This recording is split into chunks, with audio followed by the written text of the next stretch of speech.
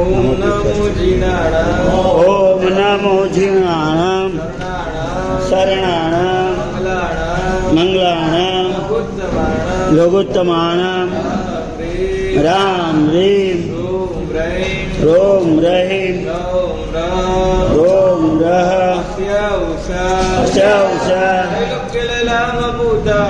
त्रिलोकलाम भूताय शूद्रोपद्र समनाय अरहते नमः स्वाहा।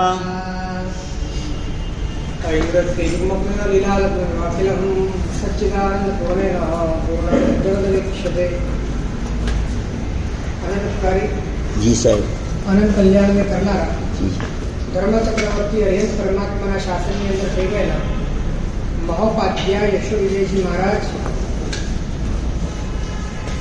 આપણને આપણી યાદ અપાવવા માટે પૂર્ણતાની વાત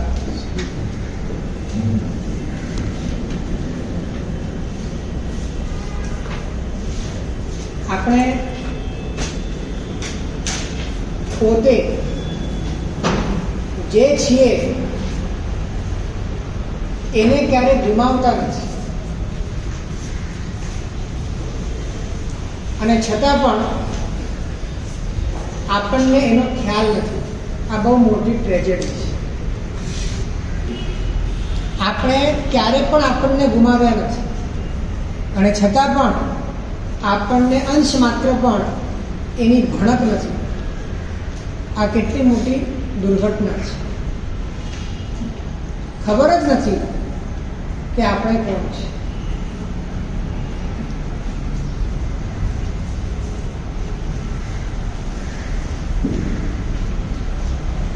આપણે છીએ આ વાત ઉપર આપણું ક્યારેક પણ ધ્યાન નથી રહેતું. આપણે કાંઈક છીએ એ વાત ઉપર ધ્યાન રહેતું છે. રિપીટ,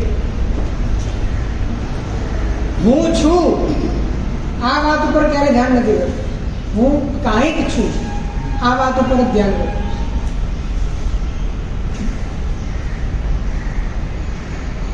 કાંઈક વગર છું સમજાયું નથી અને કાંઈકની જ પ્રધાનતા રહી છે.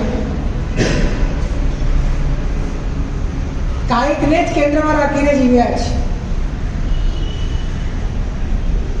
અને એ કાંઈક પોતાનું કે પરાયું?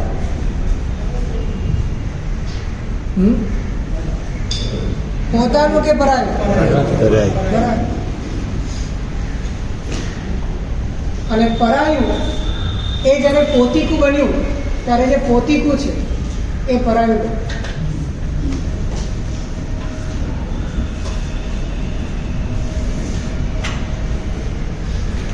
તમે છો એ વાત ઉપર તમારું ધ્યાન ન ગયું. તમે કાંઈક છો એ વાત ઉપર તમારું ધ્યાન અનંતકાળથી ચાલે છે.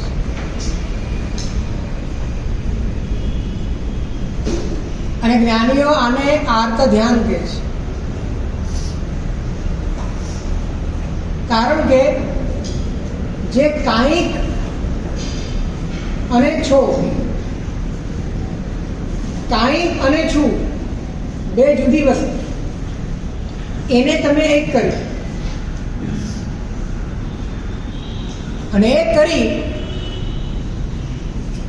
એનો અર્થ એ થયો કે જેની ઉપર તમારો કંટ્રોલ નથી એની ઉપર તમે તમારો અધિકાર સ્થાપો. જેની સાથે તમારો સંબંધ નથી એની સાથે તમે તમારો સંબંધ સ્થાપ્યો અને તમારા સ્થાપવાથી સ્થપાતો નથી. તમારા માનવાથી અધિકાર આવતો નથી. એટલે તમે સૃષ્ટિની વિરુદ્ધ ગયા, તમે કુદરતના વિરોધમાં ગયા. જ્ઞાનીઓ આને કહે છે પર પરિણति अपनी कर्माने वर्ते आर्त ध्याने बंध मोक्ष कारण नवी जाने ते पहले गुंठा ए व्यक्ति पहला गुंठाणामां छे કે જેને છૂ માટે કાંઈકની જરૂર પડે છે. છૂ તો સ્વતંત્ર છે, એને કાંઈકનું પૂછડું લગાડવાની જરૂર કેમ પડે? તમે છો માટે તમે છો, કે તમે કાંઈક છો માટે તમે કાંઈક છો? કાંઈક છો માટે છો કે છો માટે છો? આજે કાંઈક વચ્ચે જોડવામાં આવે છે કે હું આ, હું તે, હું આ એક ભયંકર વસ્તુ છે. સંસારનું મૂળ અહીંયા છે. અને એ કાંઈકને જોડી રાખવા અંદરથી સતત તમારે પોઝેસિવ રહેવું પડે છે, સતત તમારે જોડાઈને રહેવું પડે છે, સતત તમારે એની સુરક્ષા તમારે કરવી પડે છે. અને એ એક આંતરિક, તમને સમજાય ના સમજાય પણ આંતરિક સંકલેશ છે.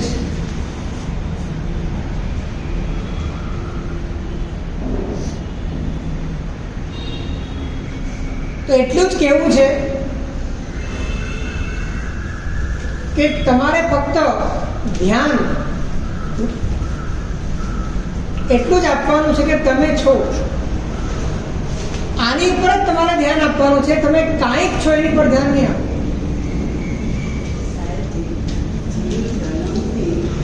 સંબંધોની સાથે તો સહજથી જોડાતો જ જાય. જેમ જેમ સંબંધોની ઓળખાણ થતી જાય.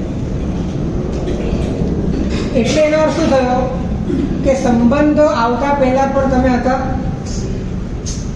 અને સંબંધો જતા રહેશે ત્યારે પણ તમે છો.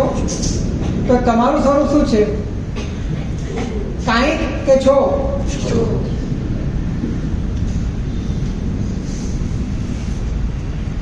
તો તમારે ધ્યાન તમે જે છો એની પર આપવાનું છે. કાંઈક છો પર ધ્યાન ગયું માટે આ બધી રામાયણ.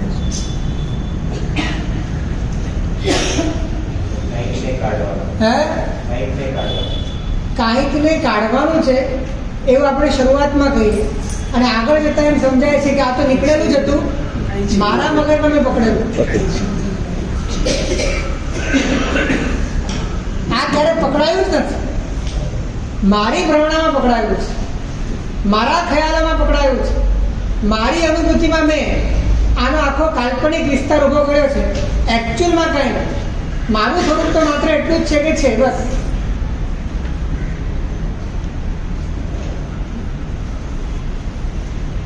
આમ વિચારીએ તો કેટલું સહેલું છે કે તમે છો એની પર તમારે ધ્યાન આપવાનું છે.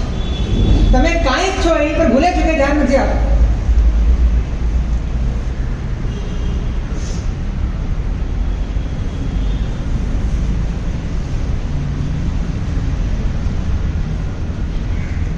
કેટલી સકારાત્મક વાત છે, કેટલી પોઝિટિવ વાત છે કે તમે છો એની પર તમારે ધ્યાન આપો. આમાં કોઈ છોડવાની વાત છે? આમાં કોઈ તપ ત્યાગની વાત છે? અને છતાં પણ આ બધા કરતા તમને અઘરું લાગે છે. માસક શ્રવણ કરવું સહેલું છે, પણ તમે છો એની પર ધ્યાન આપવું બહુ અઘરું.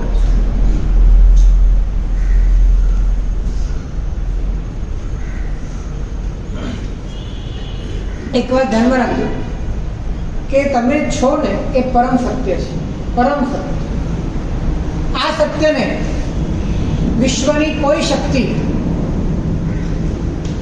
એ આહત કરી શકે તેમ નથી, એને ખંડિત કરી શકે એમ નથી. પરમ સત્ય છે. અને આ સત્યમાં, આ સત્યને જોવામાં, આ સત્યને સ્વીકારવામાં આવરણ ઊભું થાય છે. તમે કાંઈક છો, તમે કાંઈક છો, એ તમે છો એ સત્યને પામવા માટેનું આવરણ છે. તમે આવરણ કાઢી નાખો તો તમને સત્ય પ્રગટ રૂપે અનુભવાય છે કે તમે છો.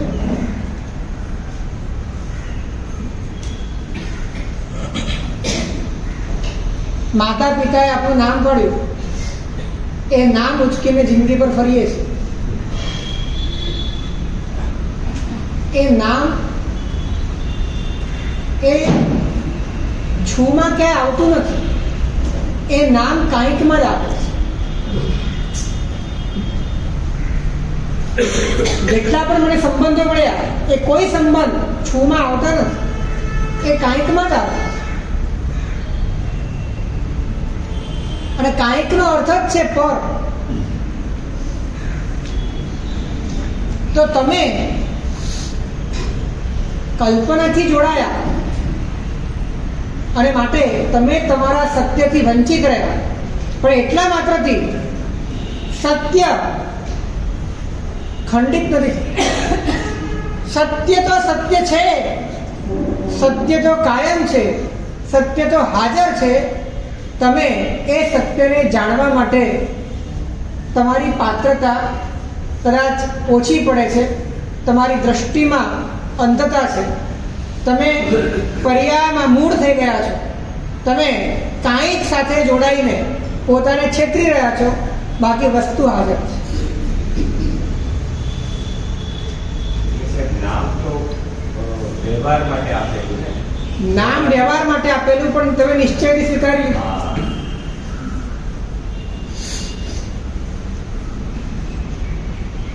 તમને આ નામ છે એવું નથી લાગતું, હું છું એવું લાગે.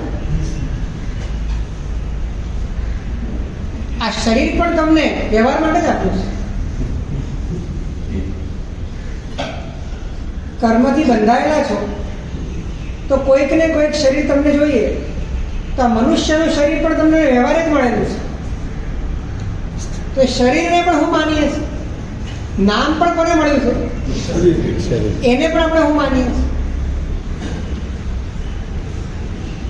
અને આ શરીર સાથે જેટલા સંબંધો ઉભા થયા એ બધા જ સંબંધોને લઈને દીકરો છું, કોઈકનો બાપ છું, પતિ છું કે પત્ની છું, સંબંધોને લઈને પણ આઈડેન્ટિટી ક્રિએટ કરીએ છીએ. આટલો બધો ગોટાળો આપણે આપણી જાતમાં કરીએ.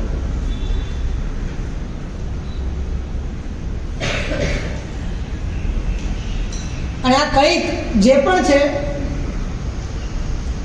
એનો પ્રવેશ આત્મામાં નથી. એનો પ્રવેશ ક્યારે પણ તમારા અસ્તિત્વમાં નથી. છતાં પણ કાલ્પનિક રીતે તમે એની અંદર પ્રવેશી ગયા, તમે એને સ્વીકારી લીધું, હું એનો, એ મારું.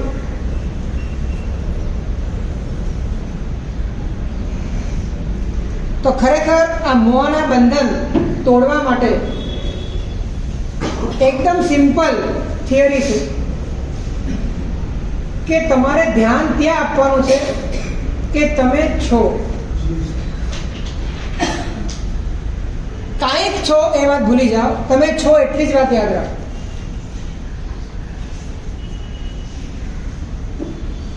ફાવે કે ના ફાવે?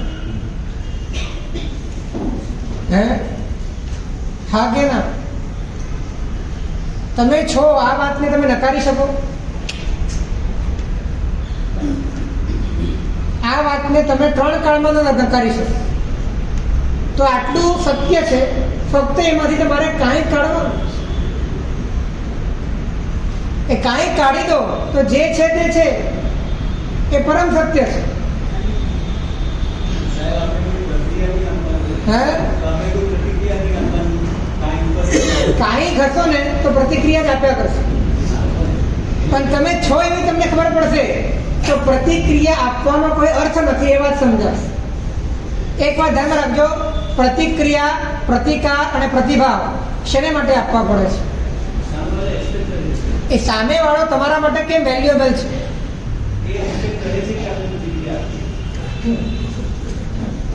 એની વાત છોડો, તમે પ્રતિક્રિયા કેમ આપો છો?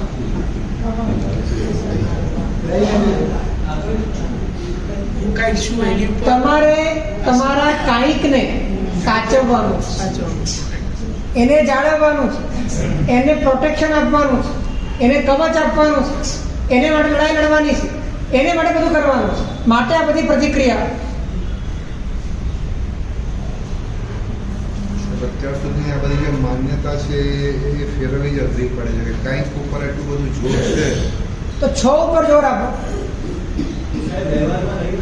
હે વ્યવહાર તમારામાં રહેશે. વ્યવહારમાં તમે આપણે નથી રહેવા, આપણામાં વ્યવહાર રહેશે. વ્યવહાર આપણામાં ઓટોમેટિક આવી જશે. જેવો વ્યવહાર થવો જોઈએ ને એવો વ્યવહાર આવશે.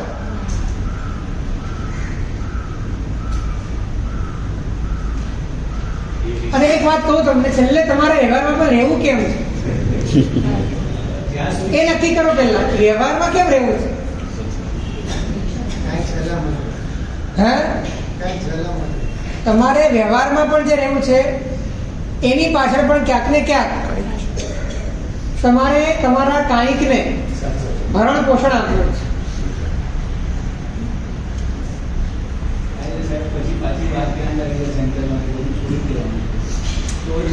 તમે વ્યવહારને પણ એટલા માટે, એટલે કે તમારા બાહ્ય રીતિ રિવાજને પણ એટલા માટે મહત્વ આપો છો કે એના માધ્યમે પણ તમને કંઈક સુરક્ષા મળે, એના માધ્યમે પણ તમને આનંદ મળે. હવે એ બધો આનંદ ને બધી સુરક્ષા એ તમારી એ વાસ્તવમાં કાલ્પનિક છે, વાસ્તવમાં આમ પણ ધ્વસ્ત છે.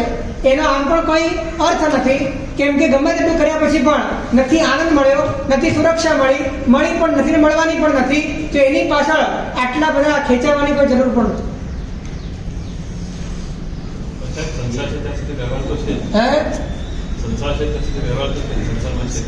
સંસાર છે ત્યાં સુધી વ્યવહાર છે એની કોઈ ના નથી, પણ વ્યવહાર માટે તમારે તમને પોતાને વેચી નાખવા જ્ઞાનીઓ એને માટે ના પાડે. તમે તમને વેચીને કેમ વ્યવહાર કરો? તમે તમને તમારા સત્યને કેન્દ્રમાં રાખીને જે કરશો તે વ્યવહાર સાચો છે, બાકી બધો ખોટો. અને તમારી આ ભ્રમણા છે કે વ્યવહાર છૂટી જશે. વ્યવહાર નથી છૂટતો, તમારી લાલસાઓ છૂટે છે. વ્યવહાર નથી છૂટતો, તમારો સ્વાર્થ છૂટે છે. વ્યવહાર નથી છૂટતો, તમારો અહંકાર છૂટે છે. અને તમે અત્યાર સુધી બધો જ વ્યવહાર અહંકાર, સ્વાર્થ અને લાલચથી કર્યો છે, માટે તમને એવું લાગે છે કે વ્યવહાર છૂટશે. કોઈ વ્યવહાર છૂટતો નથી.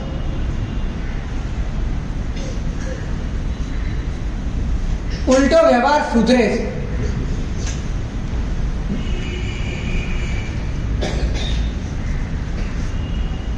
કોઈ તમને ચા સંભળાવી જાય તો પણ તમારા મોઢા પર સ્મિત ફરકે છે,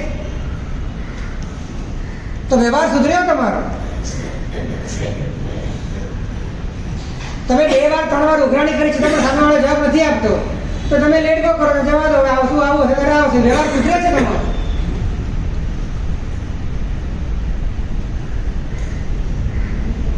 પણ મૂળ અંદરનો જે ઉશ્કેરાટ છે, અંદરની જે ઉત્તેજનાઓ છે, એ બધી અંદરથી ખરી પડે એ આપણને પોસાય એવું નથી. માટે આપણે એવું કહીએ છીએ કે વ્યવહાર જતો રહે.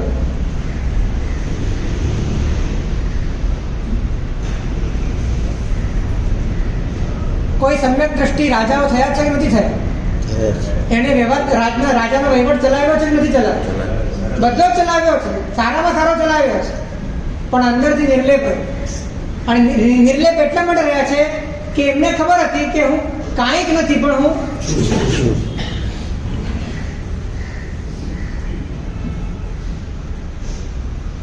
જેના રસોડામાં રોજનું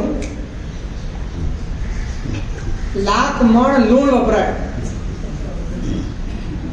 96 કરોડની સેના, 1,92,000ની પત્નીઓ, આટલો બધો સંયોગનો સંસાર હોય. આપણી પાસે નાનકડો સંયોગ છે તો પણ આપણા કાંઈકનો કોઈ પાર નથી. એમની પાસે આટલું બધું કાંઈક છે છતાં પણ જેમનો છું અણિશુદ્ધ છે એવા ભરત ચક્રવર્તી આટલા બધા સંયોગોની વચ્ચે ક્યાં લેપાય?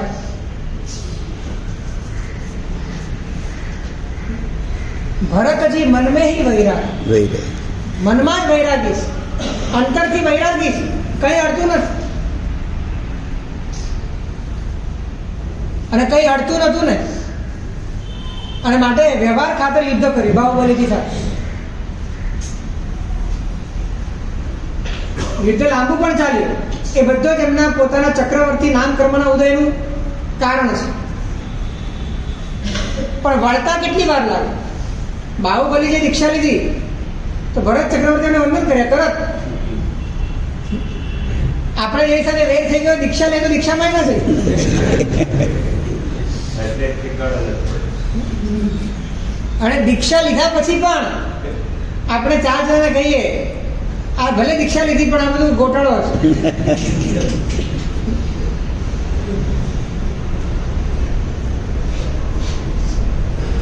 એક વીંટી પડી જાય અને આખો સંસાર ખરી પડે એવું ક્યારે બને? આપણું તો કેટલું બધું પડી ગયું છે, છતાં કશું બધું જ પકડીને રાખ્યું છે. કેમ કે મૂળ પકડ છે આપણી કાંઈકની. કાંઈક છું, એ કાંઈક છું એટલે કાંઈકને જે પણ જોઈએ બધું જ મારું જ છે, એ બધું મને જોઈએ જ.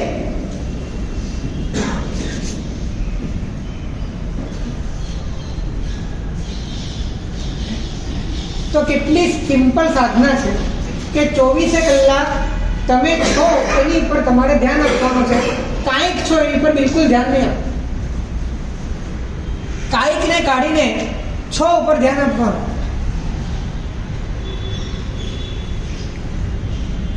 આમાં તમને પ્રોબ્લેમ શું છે?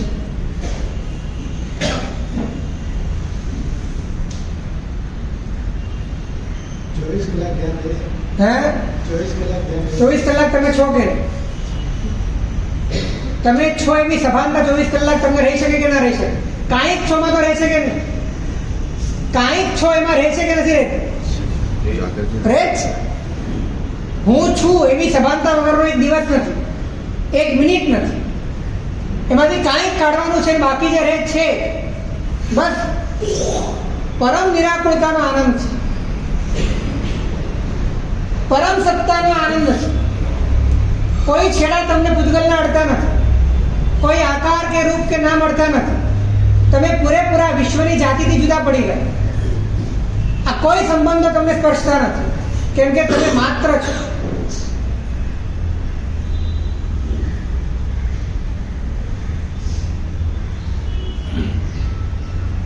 હું તમને હજી ટેકનિકલ સમજાવું કે તમે કાંઈક છો એવું તમે જે નક્કી કર્યું એ છોથી નક્કી કર્યું કે કાંઈકથી નક્કી કર્યું? હે છોથી નક્કી કર્યું એટલે કાંઈક તો કંઈકમાં તો તાકાત જ નથી નક્કી કરી શકે. છો છે માટે કંઈક,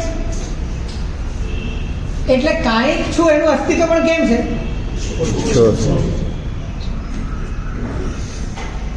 એટલે તમે છો માટે કાંઈક સમજાય છે, કાંઈક તમારા જ્ઞાનમાં આવે છે, અને જ્ઞાનમાં આવે છે અને તમે પૂરેપૂરા એ કાંઈકને પોતાનું સર્વસ્વ સમર્પિત કરી દો છો, તમારી આઈડેન્ટિટી ક્રિએટ કરી દો છો, તમે પોતાનું અસ્તિત્વ એની અંદર રોપી દો છો.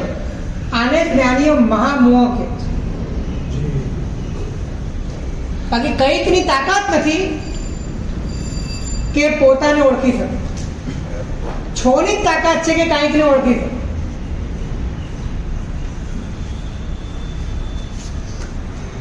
એટલે જ્ઞાન પોતે અરૂપી, એ જેને ઓળખે તે રૂપી, અને રૂપીને ઓળખતા એ પોતાને માનવા માંડ્યું કે હું પણ એ માનવા માત્રથી એ પોતે રૂપી થતો નથી. એ પોતે જ રહે છે, એ અરૂપી.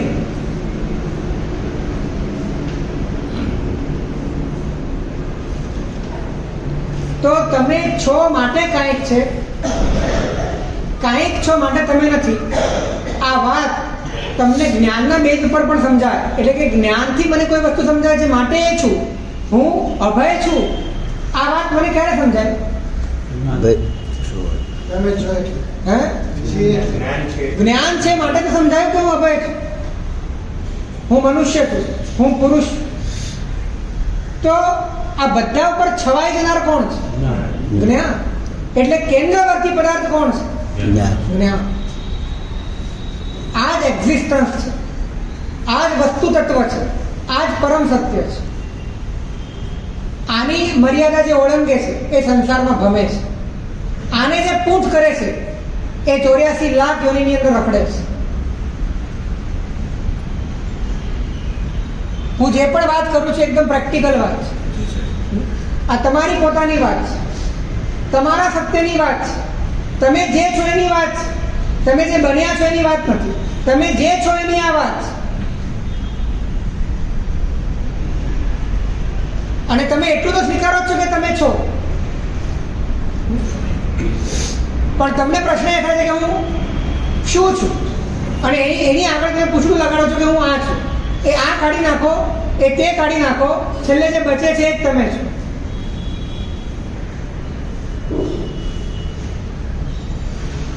કેમ કે તમે જેટલા પણ લટકણીઓ જોડ્યા છે, જેટલા પણ પૂછડાઓ જોડ્યા છે, એ બધા સંયોગના છે. એ બધા જન્મ્યા પછી આવેલી અલગ અલગ ઉપાધિઓના છે, અલગ અલગ તમારી આસપાસના પરિબળોના છે. એના કારણે તમે બનતા નથી, તમે છો જ પહેલેથી. તમે પહેલેથી છો, કાયમ રહેવાના છો.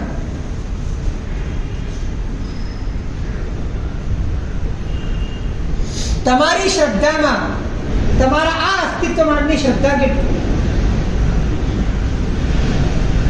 સમ્યક દર્શન એનો અર્થ જ એ છે કે જીવ જીવ તરીકે સમજાય, અજીવ અજીવ તરીકે સમજાય. અજીવ એટલે કાંઈક, એ જીવ તરીકે ના સમજાવવું જોઈએ, અને જીવ એ કાંઈક તરીકે ના સમજાવવું જોઈએ. બે મિક્સ થઈ ગયું તો નવ તત્વનું જ્ઞાન કાચું, તો સમ્યક દર્શન કાચું, મિથ્યાત્વ થઈ ગયું.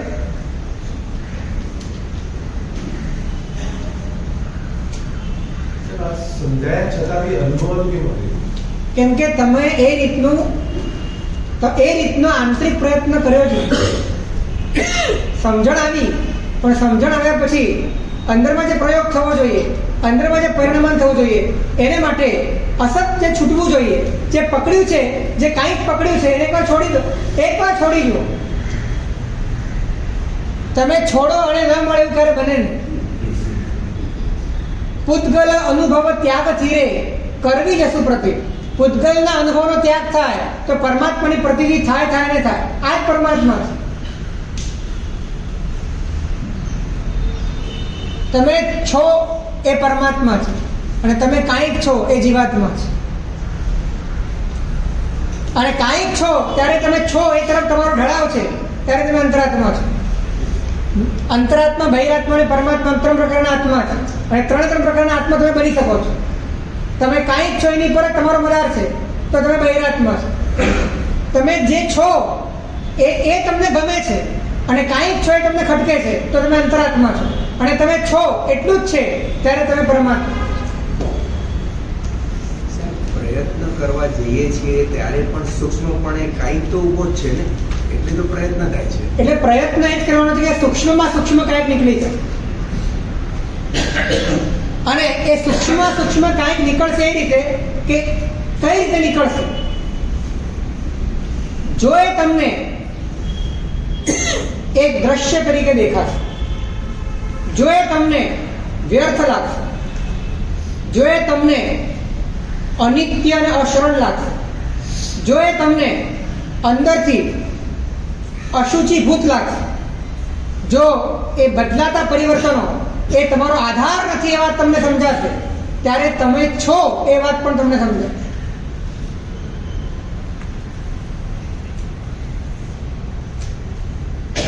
આ બધી વસ્તુ કર્યા પછી બધું નિરર્થક જ લાગે તો સારી વાત. નિરર્થક લાગે એમાં ખોટું શું છે? નિરર્થક લાગે એમાં ખોટું શું? ભંગાર જ લાગવો જોઈએ, ભંગાર શણગાર ન લાગવો જોઈએ. એમાં કંઈ ખોટું નથી. આ તો તમારી દ્રષ્ટિ પરનો અંધાપો છે.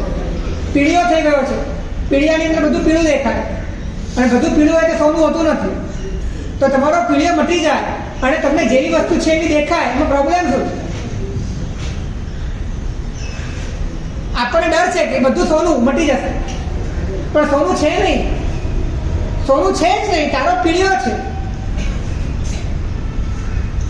ચશ્મા જ તકલીફ છે ને. હે ચશ્મા જ તકલીફ. એ ચશ્મા કાઢીએ તો તકલીફ છે, કેમ કે તમને ડર છે કે આ બધું સોનું જતું રહેશે, પણ સોનું નથી, તારો ભ્રમ છે.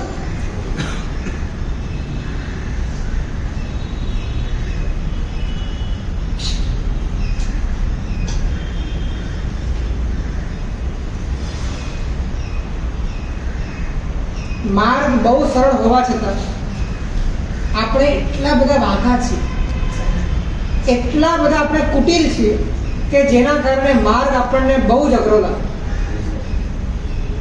બાકી કંઈક છો કે કંઈક કાઢી નાખો તો છો, એ જ માર્ગ થઈ ગયો, એ જ મંજિલ થઈ ગઈ, અને એ જ તમને મોક્ષે પહોંચાડશે.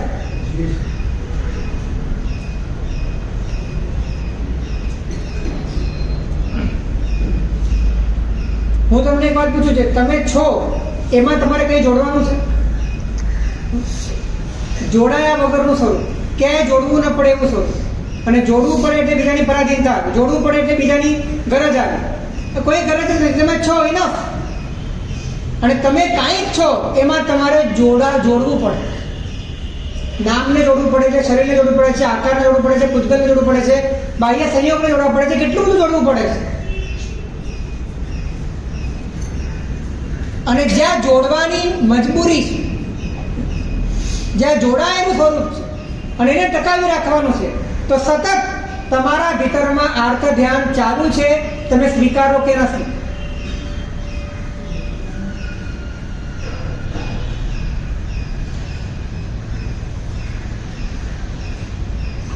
નવમી ગ્રેવેકમાં રહેલો અભવ્ય. શું પૂછું છું? નવમી ગ્રેવેકમાં રહેલો અભવ્ય, જે 12મા દેવલોકમાં પણ જે સુખ હોય છે ને એ પણ અદ્ભુત હોય છે, એની ઉપર નવમી ગ્રેવેક છે, નવ ગ્રેવેક છે, એમાં પણ નવમી ગ્રેવેક. એટલે એ લોકોનું જે ચિત્ત હોય ને એટલું બધું શાંત હોય, એટલું બધું શાંત હોય, મોટા ભાગે વિકલ્પ પણ ન હોય, એટલું બધું શાંત ચિત્ત હોય. એવા 9મા ગ્રેવેકમાં પહોંચેલા અભવ્યને આટલું બધું પૌદ્ગલિક સુખ, લેશ્યાનું સુખ, દેવલોકનું સુખ મળી રહ્યું છે. વિકલ્પો પણ એટલા બધા નથી, વિચાર પણ એટલા બધા નથી, માનસિક સ્તરે પણ પરમ શાંત છે. એવો પણ અભવ્ય એ ધર્મ ધ્યાનમાં છે કે આર્ત ધ્યાન?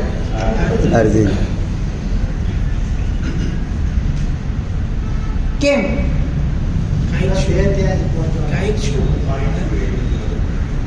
અને એની સામે હું તમને પૂછું છું કે ગઢ સુકુમાર મુનિ, જેના મસ્તક ઉપર પાળ બાંધીને સગડી સળગાવવામાં આવી છે અને તડતડ કોળસા મૂક્યા છે, કોળસાઓના કારણે ચામડી ફાટી રહી છે, નસો તૂટી રહી છે, અંદરનું આખું માથું બળી રહ્યું છે, અને એ સમયની અંદર પોતે આ પીડા અને આ વેદના એમને થવા છતાં પણ એ પોતે આર્ત ધ્યાનમાં છે, ધર્મ ધ્યાનમાં છે કે શુક્લ ધ્યાનમાં છે?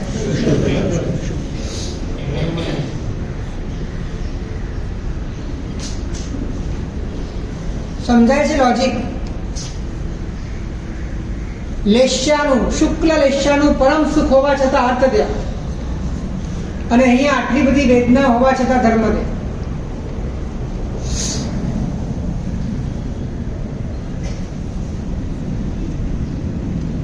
આખી ચામડી માથાથી પગ સુધીની મારાઓ દ્વારા ઉતરવામાં આવી રહી છે, ત્યારે પણ અસમાધિ નથી. અને અભવ્યને 9મા ગ્રેવેકમાં પણ અસમાધિ છે. અને આવી 9મા ગ્રેવેકની ટૂર આપણે અનંતી વાર કરીશ.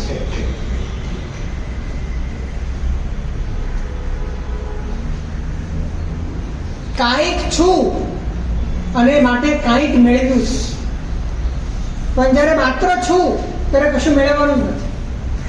અને જ્યારે કશું મેળવવાનું નથી, કશું ટકાવવાનું નથી, ત્યારે આત્મામાં જે સમાધિ ઉત્પન્ન થાય છે એ સમાધિ પરમ સમાધિ છે. પણ જ્યારે હું કંઈક છું ત્યારે મારે કોઈક વસ્તુના આધારે મેં મારું સ્વરૂપ ટકાવ્યું છે, તો એ ન જતું રહે એની પણ મારે કાળજી રાખવી. પ્રચંડ પુણ્યના કારણે નવમી ગ્રહ એક મળે, પણ એ મળ્યું એ પણ છેલ્લે પૂતગલ જ. તો એ પૂતગલનું સ્વરૂપ પણ પોતાનું જતું ન રહે એવો ક્યાંક ને ક્યાંક ભીતરની અંદર ડર છે. અને માટે અભવ્ય નવમી ગ્રહ કે આટલી બધી સુખ સમાધિમાં રહે છે તો પણ આર્ત ધ્યાન નથી.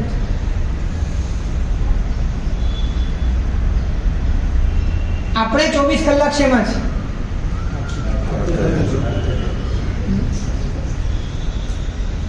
એસીમાં, ડલ્લોપની ગાદીમાં બેઠા હો અને સારા દિવસો ચાલતા હોય અને ધંધો પણ સારામાં સારો ચાલતો હોય, મન ખુશાલ, ત્યારે પણ તમે પરમ આર્ત ધ્યાન.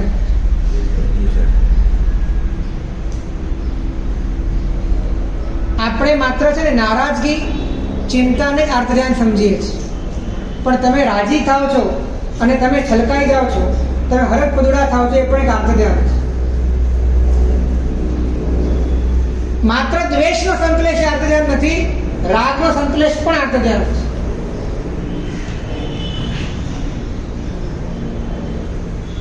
અને બધા જ આર્ત ધ્યાનનું કારણ એ છે કે તમે કાંઈક. આ કાંઈક એ સૌથી મોટો ઉપદ્રવ છે તમારા જીવન. અને આ કાંઈકને જે ઉપદ્રવ આવે છે એને તમે ઉપદ્રવ સમજો છો, પણ એકચ્યુઅલમાં સૌથી મોટો ઉપદ્રવ જ કાંઈક છે.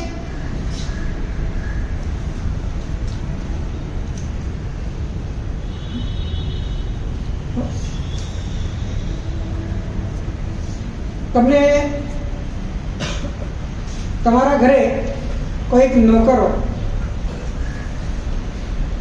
અને એ ક્રિમિનલ હોય, એને કંઈક એવા કાવતરા કરેલા પહેલા, એવા કોઈ કૌભાંડ કરેલા, અને એના કારણે વારંવાર પોલીસ તમારા ઘરે આવે, તો તમે પોલીસને ભગાડવાનો પ્રયત્ન કરો માણસ કે માણસને ભગાડો? માણસને. સમજાય છે શું કહેવા?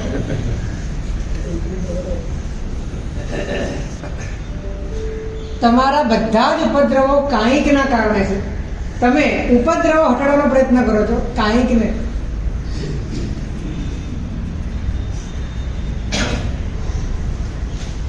વ્યવહારમાં જે વાત સારી રીતે સમજો છો, અધ્યાત્મમાં સારી રીતે સમજતા જ નથી.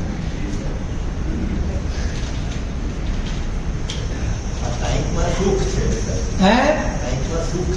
કાંઈકમાં સુખ નથી. તમારા અપરાધી નોકરના કારણે આવેલા સંકટ, એને તમે ટેમ્પરરી મટાડો, એને તમે સુખ ન કહી શકો. એવી રીતે તમારા કાંઈક ઉપર જે પણ ઉપદ્રવો આવે છે, કે એની જે પણ માંગણીઓ છે, એની જે પણ તૃષ્ણાઓ છે, એના કારણે ઉત્પન્ન થયેલા જે પણ દુઃખો છે, એને થોડાક સમય માટે શાંત કરો છો, એ સુખ નથી.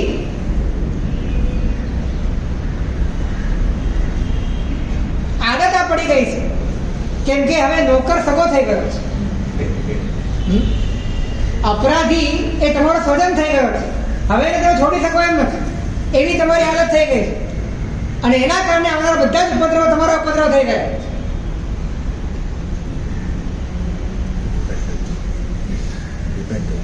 શું કહો છો?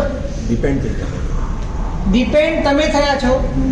ડિપેન્ડન્સી તમે ઊભી કરી છે, એને તોડવાની તાકાત પણ તમારી જ છે. તમને કોઈ ડિપેન્ડ કરનાર નથી તમારા સિવાય. નોકરને રાખનાર કોણ છે? તમે જ. તમે ધારો ધારે કાઢી શકો. આ કાંઈકને પણ રાખનાર તમે જ છો. તમે ધારો ધારે કાઢી શકો.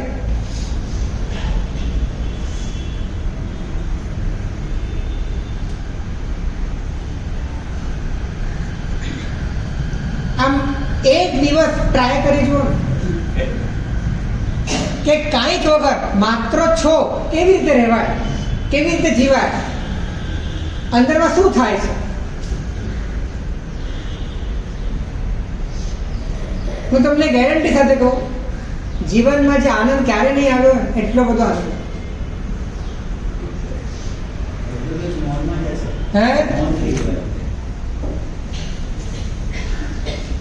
આ ભાઈને ચિંતા બહુ થઈ જાય છે.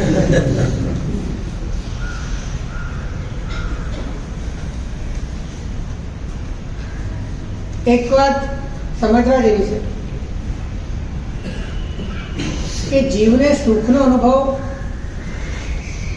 ત્યારે જ થાય છે કે જ્યારે વિકલ્પો ઘટે છે, વિકલ્પો ઓછા થાય છે. સંસારમાં પણ તમને જેમાં સુખનો અનુભવ થાય છે એમાં પણ તાત્કાલિક એક ક્ષણ માટે થોડાક વિકલ્પો તમારા ઘટે છે ને માટે તમને સુખ. પણ વિકલ્પો એ ઘટાડવામાં નવા 10 વિકલ્પો વધવાના છે એટલે જ્ઞાનીઓ ના પાડે. આગને જેટલા લાકડા આપો એટલી આગ વધવાની. એટલે મૂળથી જ વિકલ્પો ખતમ થઈ જાય અને પૂરેપૂરી અંદરમાં નિર્વિકલ્પતા આવે એવો પ્રયત્ન કરવો હોય તો આ કાંઈકને જ કાઢવું પડે, બીજો કોઈ ઉપાય નહીં. તમને કોઈ એડવેન્ચર કરવા લોકો જાય છે ને એમાં એને આનંદ કેમ આવે છે? હે? એડવેન્ચર કરતી વખતે આનંદ કેમ આવે છે? હે? બધું ફોકસ એમાં જોઈએ કારણ કે એમાં ઇન્ટરેસ્ટ છે, એમાં સંસ્કૃતિ કે આ મને બહુ. પણ એ ફોકસ એવું છે એડવેન્ચર કરતી વખતે, પર્વતની પતલી ધાર ઉપર ચાલતી વખતે કે પાણીના ધોધમાં નીચે પડતી વખતે કે હેલિકોપ્ટરમાંથી ભૂસકો મારતી વખતે, આ બધા એડવેન્ચરની અંદર એ વખતે પોતે જે કાંઈક છે ને એ કાંઈક એને દાવ પર લગાડે છે. એને દાવ પર લગાડે છે માટે આનંદ આવે છે. આ વાત એને ખબર નથી પડતી. તમે હમણાં એમને એમ દાવ પર લગાડી દો તમને એમને આનંદ આવી જશે.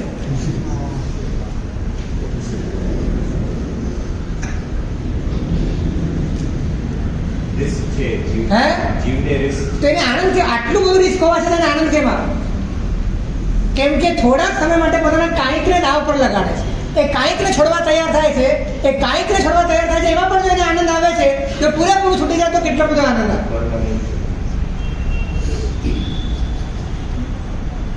બાકી જ્યારે સામે મોત દેખાતું હોય ત્યારે આનંદ કેમ આવે? થોડીક ભૂલ થઈ જાય અને યમશરણ થઈ જવાય એવી સ્થિતિ હોય ત્યારે આનંદ કેમ આવે?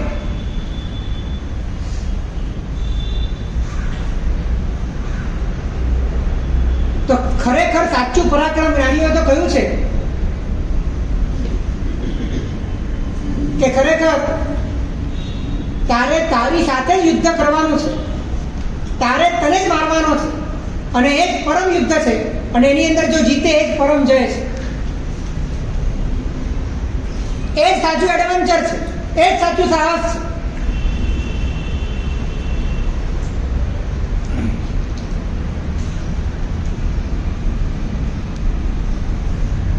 આવું સાહસ જે કરી શકે એને જ્ઞાનીઓએ આગમોની અંદર એના વીર્યને એટલે કે આત્માની તેવા પ્રકારની શક્તિને ભરપેટ વખાણી છે. કેમ કે આ બહુ મોટું તાકાત માંગે છે. કાંઈકને તમે પૂરેપૂરું અંદરથી કાઢી નાખો અને માત્ર છો પર આવી જાઓ, બહુ મોટી તાકાત છે.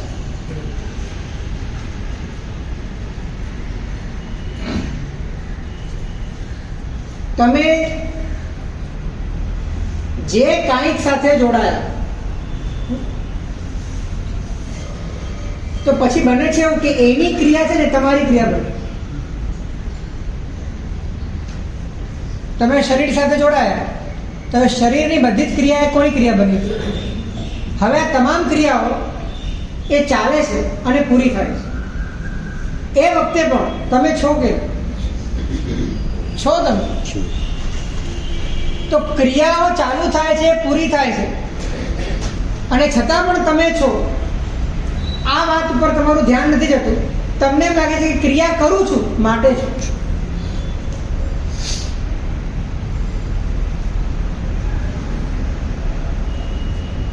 તમારી બદલાતી ક્રિયાઓ એની ઉપર પણ જો એ વખતે પણ તમે કોન્સ્ટન્ટ જે છો એ વાત સમજવાનો પ્રયત્ન કરો ને તો પણ અંદરમાં ધીરે ધીરે ધીરે ધીરે ધીરે ભેદ પડવાનો શરૂ થાય છે કે આ બધું જ બદલાય છે, તો અંદર એવું કાંઈક છે જે ક્યારે બદલાતું નથી. અને આ જે ક્રિયાઓ થઈ રહી છે એ ક્રિયાઓ પણ મારામાં નથી થઈ રહી, કાંઈકમાં થઈ રહી છે. અને કાંઈક બદલાયા કરે છે, હું બદલાતો નથી.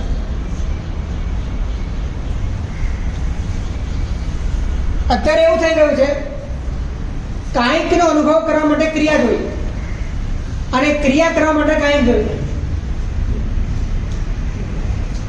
અને આવા અન્યોન્ય 20 ચક્રમાં એવા ગૂંથાઈ ગયા છે કે સતત પોતાનો અનુભવ કરવા માટે કોઈક ને કોઈક ક્રિયા તમારા જીવનમાં એક્ટિવિટી સ્વરૂપે તમને જોઈએ છે અને એના માધ્યમે સતત તમે કાંઈકને વધારે વધારે મજબૂત કરતા જાઓ છો. અને એના કારણે જે તમે છો એની આગળ પડદા પર પડદા લાગતા જ જાય.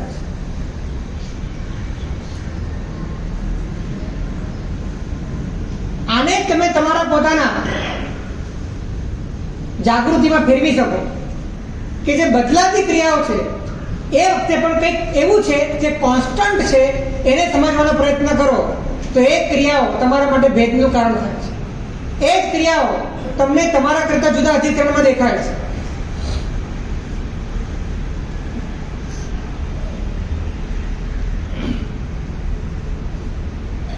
કાંઈકને ક્રિયા જોઈએ, છોને કોઈ ક્રિયા જોઈતી નથી. કોઈ જ ક્રિયા ન હોય ને છતાં પણ છો છે, તમારો જે છું છે પણ કાંઈ ક્રિયા વગર ટકી શકે નહીં.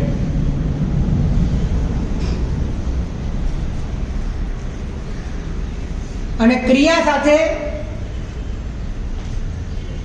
કર્તૃત્વ છે, ક્રિયા સાથે થાક છે, ક્રિયા સાથે સતત અવિરતિ છે, ક્રિયાઓ સાથે ભીતરમાં સતત ને સતત કોઈ પ્રયત્ન છે. જેણે પોતાનું સ્વરૂપ સમજાય ગયું એના જીવનમાં ક્રિયા રહેશે પણ એ ક્રિયાનો કરતા નહીં બને. એના જીવનમાં યોગ રહેશે પણ એ યોગનો કરતા નહીં બને. અંદરથી આરામમાં હશે, બહારથી બધું ચાલતું.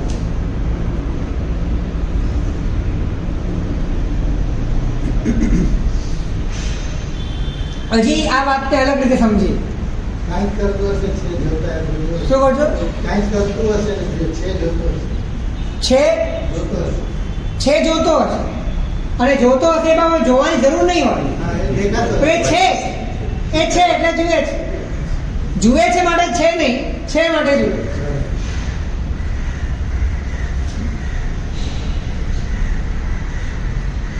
તો આટલું અદ્ભુત આપણું પોતાનું સ્વરૂપ છે કે જેને સંસારના કોઈ પરમાણુની પણ આવશ્યકતા નથી, જેને અંશ માત્ર પણ પરાધીનતા નથી, જે પોતે કમ્પ્લીટ છે, પોતે જ પૂર્ણ છે. આવું સ્વરૂપ હાજર હોવા છતાં આ જીવ સતત દુઃખી થયા કરે છે. જ્ઞાનીઓને આ જોઈને બહુ અચરીજ થાય છે, બહુ આશ્ચર્ય થાય છે. આરોપ પ્રિય લોકેશુ વક્તુમ આશ્ચર્યવાન ભવેત. જ્ઞાનસરમાં કહ્યું કે જે બિચારા લોકો કાંઈકમાં આરોપણ કરીને બેઠા છે, પોતાનું પ્રોજેક્શન કરીને બેઠા છે, એની આગળ છોનું સુખ કેવું છે એ કહેવા માટે પણ અંદરમાં એમને સંકોચ થાય છે કે આને કહીશ તો સમજશે કેવી રીતે, અને એને પણ આશ્ચર્ય થશે અને નહીં સમજે તો મને પણ આશ્ચર્ય થશે.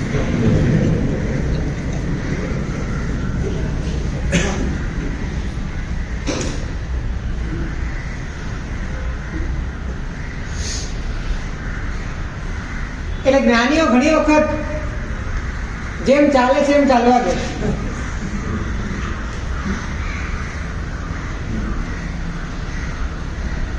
જગ જાણે ઉન્મત્તો ઓ જાણે જગન. જગ એમ જાણે છે કે આ ગાંડો થઈ ગયો છે અને એમ જાણે છે કે આખું જગત ગાંડું છે. જગ જાણે ઉન્મત્તો ઓ જાણે જગન. જ્ઞાની કુ જગ में રહ્યો યુ નહીં કોઈ સંબંધ. જ્ઞાનીને આમ જગમાં રહ્યો છે પણ આમ કોઈ સંબંધ નથી.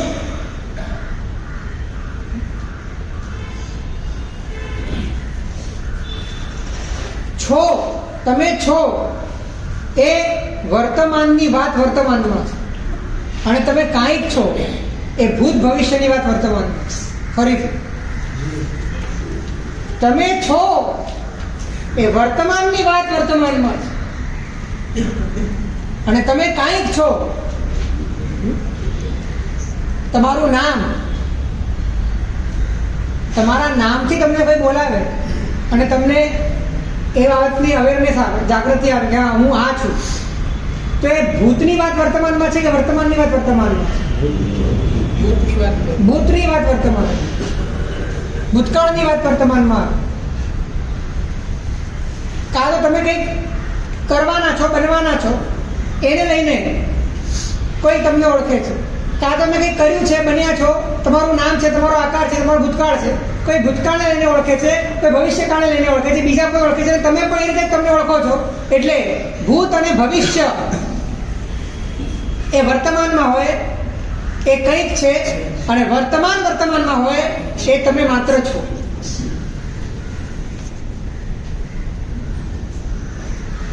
એટલે આપણે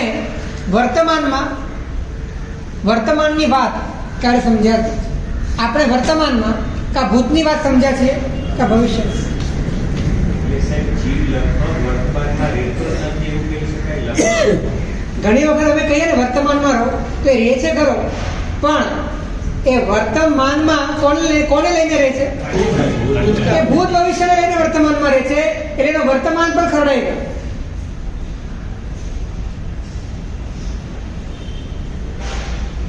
વર્તમાનમાં રહો, તમે તમારામાં રહો. હવે રાજેશભાઈ એના પોતાના મનમાં પોતાની જે આકૃતિ હોય એ આકૃતિને યાદ કરીને રહે, તે ભૂતમાં રહે, કેમ કે એના આકારનો સંબંધ જ ભૂતકાળ સાથે.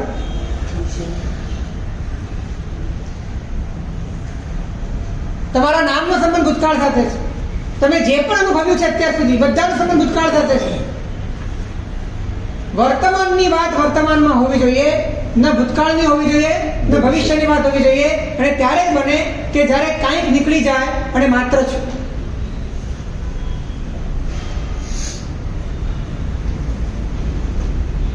તમે કોરો વર્તમાન, એકલો વર્તમાન, નગ્ન વર્તમાન, અનાગુપ્ત વર્તમાન, ખરડાયા વગરનો વર્તમાન ક્યારે ચાખ્યો જ નથી. ક્યારેય નથી થયું. નેવર. કેમ કે વર્તમાન એ તો તમારી સત્તા છે, તમે જ છો વર્તમાન. પણ એ વર્તમાન ક્યારેક આસ્વાદમાં આવ્યું જ નથી. વર્તમાનનો પણ ભૂત અને ભવિષ્યને ચાખવામાં આપણે પડેલા છે. એક વાર બધું ખરેડી નાખ. શું કહો છો? એટલે સતત જાગૃત રહેવું એ વર્તમાન.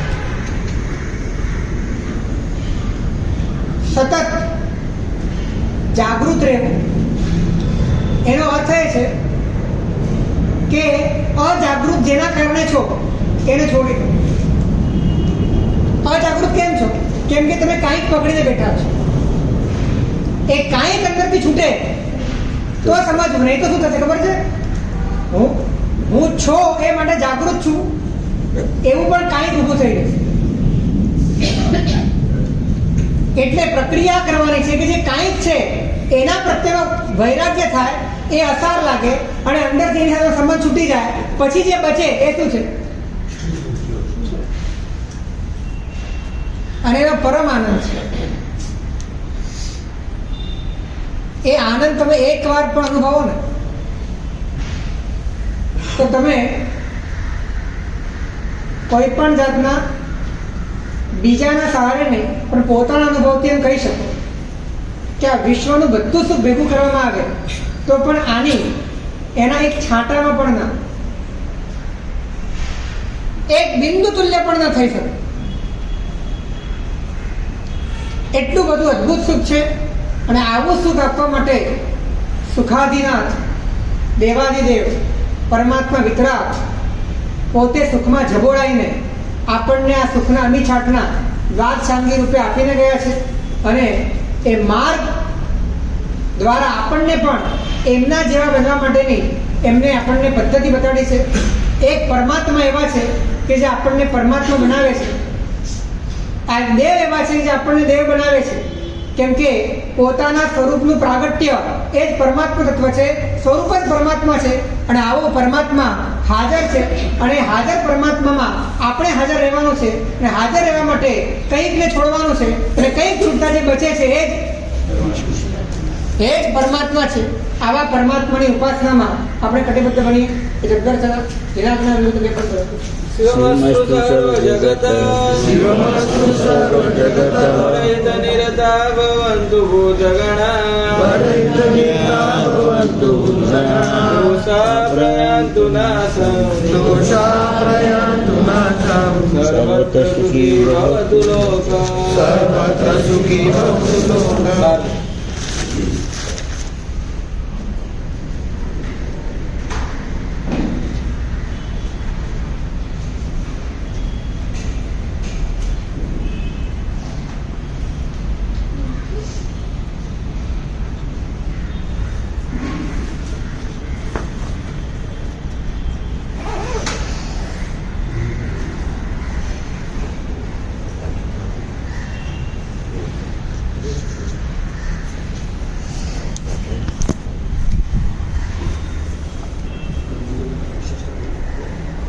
લોકેશ્વર ભગવાન કી